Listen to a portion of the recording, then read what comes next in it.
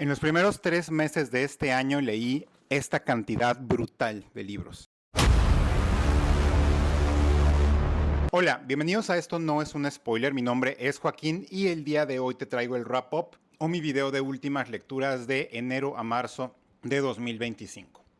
En estos meses, 3 meses, he leído, viendo estadísticas, 16 libros. Es bastante, está por arriba de mi ritmo normal, pero hay un efecto muy importante que es el efecto Blackwater. Es decir, en estos meses, 5 de esos 16 libros fueron las partes 2 a 6 de Blackwater, que son libros muy cortos y muy pequeños. Son libros de 250 páginas y de un formato muy pequeño. Entonces, esos libros no los voy a mencionar en este wrap-up porque ya tuvimos nuestro video recapitulando todo lo que supimos de Blackwater. Y además recordarles que estoy en el club de Patty discutiendo cada 2 semanas más o menos cada una de las partes de este libro tan largo, esta saga familiar de los Blackwater. Pero bueno, excluyendo ese tema, son 11 libros, entonces vamos a platicar de esos libros el día de hoy. He leído una mezcla prácticamente de todo.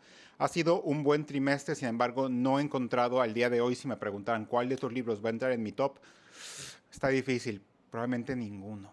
Entonces, vamos por ahí, bueno, probablemente uno por ahí sí vaya a caer por ahí, pero bueno, vamos por ahí, vamos a ver cuáles son estos 11 libros. En primer lugar leí Los Ángeles de Alperton de Janice Hallett. Este no es Los Ángeles de Alperton, pero lo enseño porque es la apelación que me cansé de recomendarles ese libro el año pasado. Pero es el tercer libro de esta misma autora en este mismo formato y si buscan Los Ángeles de Alperton es prácticamente la misma portada. A diferencia de los dos misterios anteriores, Los Ángeles de Alperton se trata de, al parecer, un caso frío, es decir, un asesinato múltiple que ocurrió en Inglaterra, en el cual se sospechó de los miembros de un culto. Se trata como de algo así como una escritora que busca desenterrar la verdad porque cree que hay algo oculto en ese caso. Entonces está bueno, el que más me gustó de la apelación, luego me gustó bastante el caso Twyford, perdón. El caso Twyford es el segundo y el tercero es el que menos me gustó. Entonces, pero siguen siendo súper recomendables. Acuérdense que esta autora lo que hace es escribir misterios con puros textos, ¿no? Son novelas epistolares contemporáneas que valen bastante la pena. En segundo lugar, leí La Semana de Colores de Elena Garro. Elena Garro, mi escritora mexicana probablemente favorita, que escribió Los Recuerdos del Porvenir, que es mi novela mexicana favorita. Estos son cuentos y la verdad muchos son de realismo mágico, otros son costumbristas, muchos de ellos son una especie como de semi-autobiográficos donde Elena Garro cuenta sus experiencias como con una dualidad entre ella y un alter ego que pone como su hermana, algo así. Son cuentos muy buenos, hay algunos de realismo mágico, el que le da título al libro es un cuento de realismo mágico típico, 100%, está bueno. El más conocido, que es el primero, el de la culpa, lo tienen los tlaxcaltecas. No me gustó mucho porque me pareció lleno de tópicos de la literatura mexicana, pero aún así es un libro de 5 estrellas porque son cuentos súper buenos que digo que recomiendo leer y creo que estos nunca me los dejaron en la escuela, ahora que lo recuerdo. Luego, afortunadamente, y eso es un milagro que me había encontrado aquí en Panamá, me encontré un libro en la edición que quería comprar, que era la primera edición en español, que es La Sociedad Literaria y del Pastel de Piel de Patata de Guernsey, uno de los títulos más largos. Una novela bonita, una novela tranquila, cozy, que cuenta del triunfo del espíritu humano, típica historia de la Segunda Guerra Mundial, donde el espíritu humano, pese al horror, termina triunfando.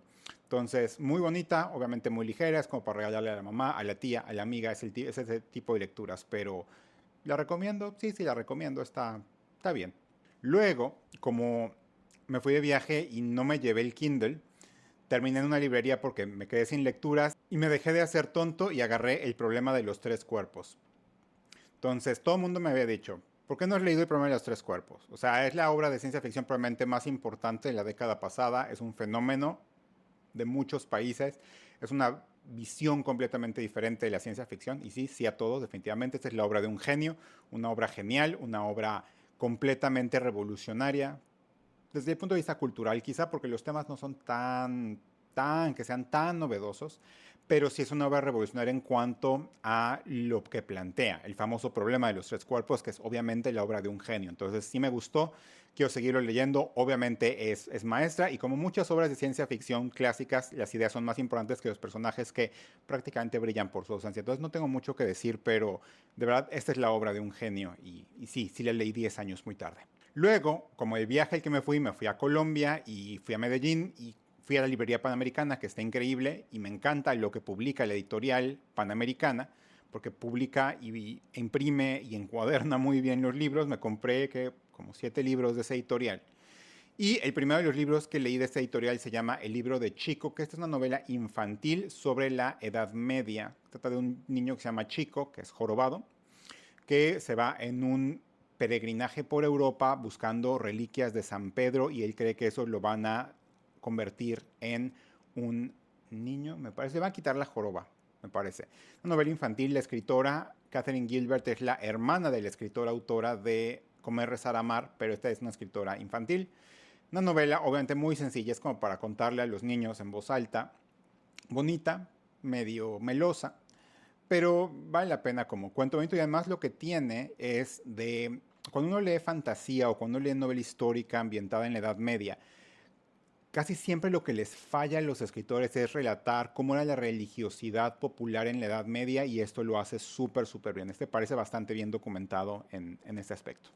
Luego leí una novela que te venden como young adult, pero no es young adult, es australiana, se llama Los Niños Dorados. Se trata de un par de hermanos que se van a mudar a un suburbio en Australia. No dicen qué parte, pero como que van huyendo de algo. Y al niño, personaje principal, como que odia a su papá por alguna razón. Y lo que cuenta es la interacción entre él y su nuevo vecindario, que es gente de clase más baja que él, y a él sus papás lo llenan de juguetes, él y el hermano, los papás lo llenan de juguetes, les llenan de caprichos, los consienten como todo, pero hay algo que a él le molesta, que odia, que rechaza profundamente a su papá, y básicamente el libro se trata de cuál es ese misterio. Y, y la verdad es duro, de hecho no es una novela juvenil, no me parece que sea una novela juvenil porque tiene temas bastante fuertes. Y si han visto una película australiana muy vieja que se llama El verano en el que mi voz cambió, que es donde debutó Ben Mendelsohn, el actor que hace de Krennic en Star Wars y que sale en Ready Player One, todo eso. Se trata más o menos, es Australia, más o menos de los 70s, 80s, medio suburbana, medio rural, más o menos. Y está bueno, obviamente, no es muy directa, pero sí genera el poncho. Obviamente no me pareció tampoco revolucionaria, pero son temas fuertes para reflexionar. Luego, y esta fue una sorpresa súper agradable que tuve, saber que Panamericana había publicado esta saga en español que yo siempre la había visto junto con los de Wynne y los de Islington, era Sebastián de Castell, este autor canadiense que escribió la saga de los Gabanes Magnos o The Greatcoats en inglés, que no, son una especie como de mosqueteros. Son una especie de mosqueteros que han sido proscritos en un mundo en el cual ya no hay rey y está controlado por unos duques que son malos, malísimos, malísimos. Y estos antiguos gabanes magnos que eran la justicia del rey, eran magistrados itinerantes, pero también muy duchos en el arte de la espada, deben huir y buscar trabajillos para sobrevivir y etcétera, ¿no? Y está bueno, ahí nuestro personaje principal es Falcio, que es el antiguo chantre de los gabanes magnos. Está interesante, tiene mucha acción, muy estilo medio Abercrombie, como mezclado, como buscando imitar a Duma, pero no lo logra al 100% porque los villanos en particular son para caerse de la risa de lo malos que son así de los que se agarran el bigote básicamente, ese tipo de villanos sin mucho tema de grises, ¿no? Además de que hay bastante mala praxis literaria de manejo de cosas que no debería ser un escritor, pero fuera de eso están bastante entretenida, quiero seguir leyendo la saga. Y yo creo que sí vale la pena, entretenida, y la verdad me encanta que este editorial publique ese tipo de cosas. La otra sorpresa que supe que este editorial publicó es la ópera espacial de Catherine M. Valente, que esta es una novela de ciencia ficción cómica. Básicamente la premisa es que en una invasión alienígena, la única forma en que los aliens perdonan a la humanidad, a la que han visto que nos portamos muy mal, es hacer a un cantante participar en una especie de concurso intergaláctico de la canción. Entonces, básicamente es la guía de autoestopista galáctico mezclado con Eurovisión. Y es ridícula, obviamente, ¿no? Es una novela de un humor muy anárquico con un chiste en cada línea, el cual en la traducción, no sé si ha sido mala traducción, pero yo creo que era más bien un libro extraordinariamente difícil de traducir. Tiene muchos chistes, no tanto al estilo Pratchett, no tanto al estilo La guía del autoestopista galáctico, pero sí que tiene sus buenos chistes. Me gustó, pero obviamente es de cierto público y yo no estoy muy familiarizado con Eurovisión. Estoy familiarizado con lo que era el similar en estos lares, era la OTI, pero no estoy familiarizado con Eurovisión, pero sé que la gente se vuelve como loca en Europa por este tipo de cosas. Pero está gracioso, entonces si les gusta el humor, si entienden los chistes, porque hay muchos chistes que uno trata como de pensarlos en inglés para ver qué es lo que quería decir la autora, pero bueno, vale la pena. Luego, uno de los mejores libros que me gustó bastante, que es esta novela de fantasía francesa, que es Los novios del invierno, Les fiancés de l'hiver, de Christelle Davot, que es una novela de fantasía francesa, ¿no? Me pareció increíblemente parecida a los libros de Babel, los del ascenso de Senlin y todos esos, porque es una premisa un poquillo parecida en el cual es un mundo steampunk más o menos, pero en este caso es una tierra, un planeta en el cual se ha fragmentado y se vive como una especie de arcas, que son pedazos de tierra que salieron volando por ahí. Y a nuestra protagonista, que tiene el poder mágico de pasar entre los espejos, la prometen con un individuo de una arca vecina que es una especie como de policía inspector. Pero nos cuenta su vida en esta corte, por así decirlo, corte, que es una corte llena de peligro y de amenaza y de relaciones sociales súper torcidas y malvadas, con una especie como el siglo XIX, más un poquillo de fantasía. Está buena. De hecho, voy a volver a Colombia y quiero comprarme el 2 y el 3, pero ya me dijeron que no es una trilogía, es por lo menos una tetralogía. Entonces digo, ching, porque la verdad sí quiero seguirlo leyendo. Este sí me gustó bastante. Y de todos, si me hacen escoger de todos los libros, el cual podría entrar en el top, probablemente ese, pero yo creo que va a depender de cómo continúe la historia. Luego, este libro lo estaba cazando yo con la sospecha de que no sé por qué me obsesionaba con tenerlo, pero yo sospechaba que no iba a estar muy bueno, pero sí lo quería comprar, que se llama Cómo sobrevivir a tu propio asesinato de Kristen Perrin. Una novela tipo inglés, porque ocurre en Inglaterra, que cuenta acerca de una chica que una vez le leen la suerte y dicen que una de sus amigas la va a traicionar y se obsesiona con que algún día la van a matar. Entonces se vuelve como medio reclusa y así. Y muchos años después, que 40 años después, su sobrina nieta la llaman para como una especie como de que va a cambiar el testamento la tía, pero la encuentran muerta. Entonces, básicamente se trata de ese asesinato y cómo lo intenta resolver la sobrina nieta. La escritora no es inglesa, la escritora es estadounidense y se nota mucho que es una escritora que no es inglesa intentando hacer un misterio de tipo inglés, porque termina saliendo una mezcla como de intento de misterio de casona inglesa con el tipo de thrillers como de Riley Sager y de Megan Miranda y todos ellos, que yo no sé por qué sigo comprando, porque siempre digo, ay, sí, para divertirme un poco, pero ¿dónde perdí mi tiempo y mi dinero leyendo esto? Pero pues, está entretenido para un rato, pero yo sabía que era un libro de 3 estrellas, yo no sé por qué lo compré, gasté en este libro, pero bueno. Y ya por último, el último de los libros que leí en este trimestre es Orbital de Samantha Harvey, que este es el premio Booker del año pasado, un premio literario muy prestigioso y es básicamente una especie como de meditación. Trata de 6 astronautas orbitando en la Estación Espacial Internacional y nos cuenta de su vida, de cómo ven la Tierra desde el espacio, cómo ven su vida, su experiencia humana. Y obviamente estaba hecho como para ganar premios, ¿no? Probablemente este libro la autora lo escribió en la cruda de la pandemia, por así decirlo. Y son reflexiones súper bonitas sobre la Tierra, lo que es ser humano, sobre el daño que se ha hecho a la Tierra, todo ese tipo de cosas.